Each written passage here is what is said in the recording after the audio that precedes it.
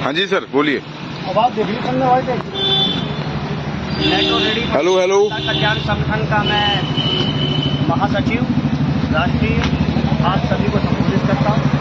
आज जैसा कि आपको पता ही था कि हम रेहड़ी पटरी वाले अपने राष्ट्रीय अध्यक्ष मेट्रो रेहड़ी पटरी दुकानदार कल्याण संगठन के राष्ट्रीय अध्यक्ष हमारे रेहड़ी पटरी के वालों के नेता रविंद्र कुमार द्विवेदी जी के नेतृत्व में हम स्थानीय थाने के एसएचओ से थाना अध्यक्ष से मिलने जा रहे हैं। और इससे पहले इस छोटे से कार्यक्रम में इस छोटे से समूह को, जो कि बहुत बड़ी अहमियत रखता है समूह, उसको रविंद्र कुमार द्विवेदी जी हमारे राष्ट्रीय अध्यक्ष एवं हमारे नेतृत्वकर्ता कुछ पल के लिए कुछ देर के लिए संबोधित करें। मैं आप सभी लोगों को ये बताना चाहता हूँ कि हमारी जो कल आपस में बैठक हुई थी, उसकी चर्चा हुई थी और आज हम फिर एकजुट हुए हैं। ये एकजुटता बताती है कि यदि हमारा एक साथी संकट में है तो सब उसके साथ संकट में साथ खड़े।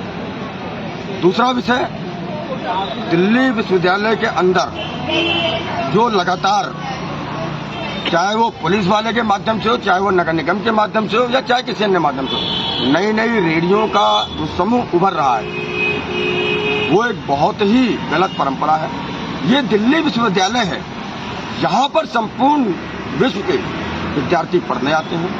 ये बहुत ही वीवीवीआईपी सुरक्षा वाला क्षेत्र है। इस तरीके से पुलिस द्वारा या किसी के द्वारा भी नई नई रेडियां लगवाना, क्योंकि उनका कोई वेरिफिकेशन नहीं होता है, वो गंभीर संकट को खतरा पैदा करता है। और दूसरा, उनकी वजह से जो यहाँ 20 साल, 10 साल, 35 साल, 40 साल, 50 साल से रेहड़ी लगा करके अपना रोजगार कर रहे हैं, उनके रोजगार पर भी संकट पैदा होता है। क्योंकि नई रेहड़ी जब लगती है तो कोई ना कोई उसकी शिकायत करता है, और जब एक रेहड़ी वाली शिकायत होती है तो उसका खामियाजा सारे रेहड़ी पटरी वालों को भुगतना पड़ता है।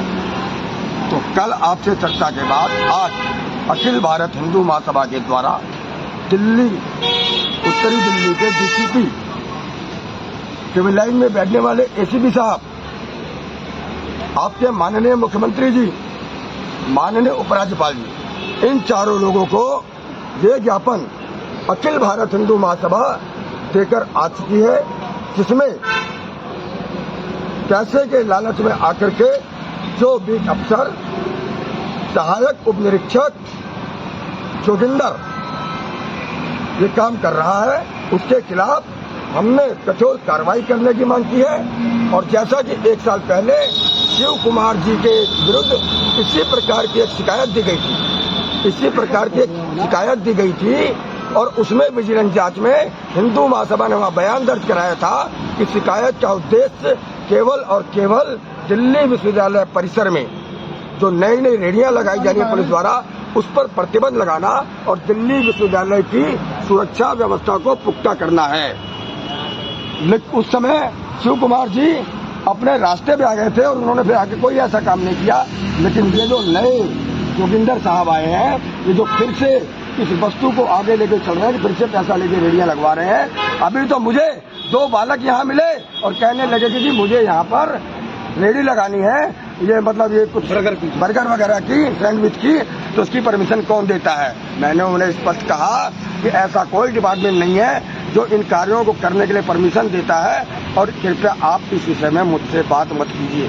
तो यानी कि जब ये हवा तैर रही है कि भाई पैसा लेके रेहड़ी लगती है, तभी तो पूछताछ कर रहे हैं, क्यों कर रहे हैं। ये बहुत ही गंभीर संकट है। हिंदू महासभा और जो आप लोगों ने मेट्रो रेहड़ी पटरी कल्याण संगठन बनाया है, ये दोनों मिलकर के आप लोगों की आवाज को आगे ले जाएंगे। मेरा आपको कहना है, जैसे कि हम लोग आज अभी एसएचओ मॉरिस नगर के पास जाने वाले हैं, मेरा एक सुझाव है कि हमें वहां जाने की आवश्यकता नहीं होनी चाहिए, क्योंकि सबसे ऊपर डीसीपी को लेटर जा चुका है, मुख्यमंत्री को जा चुका है, उपराज्यपाल को जा चुका है, और ये थाना मॉरिस नगर का लेटर है, हम ये भी जाके वहां रिसीव करवा देंगे।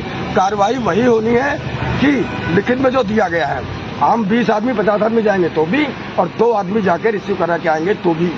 और इस बार जब विजिलेंस जांच होगी, आप सबको एक दिल ठोक करके गवाही देनी होगी वहां पर। ये जो जोगिंदर है यहाँ का बीट अफसर, वो किस प्रवृत्ति का है, किस प्रकार से दल लेकर के रेडियां लगवाता है या किस प्रकार से आप लोगों का उत्पीड़न करता है। जब तक उसको दंड नहीं मिलेगा तब तक आप लोग की जो रोजगार की सुरक्षा की गारंटी है उसको खतरे में है। अपनी एकता दिखाइए, एक सब इंस्पेक्टर को कार्रवाई करवाइए। उसके बाद जब भी दिल्ली यूनिवर्सिटी रेहड़ी पट्टी वालों के संदर्भ में कोई भी निर्णय लिया जाएगा, वो पुलिस द्वारा हो, नगर निगम द्वारा हो, बिना आपकी सहमति के नहीं ले सकेंगे। अपने आप को इतना सशक्त, संगठित और पावरफुल बनाइए। तो मेरी मानिए, मैं अभी अपने आदमी भेज दूंगा, वो थाने का भी रिसीव करा देंगे। आप लोग अपना समय बर्बाद मत कीजिए।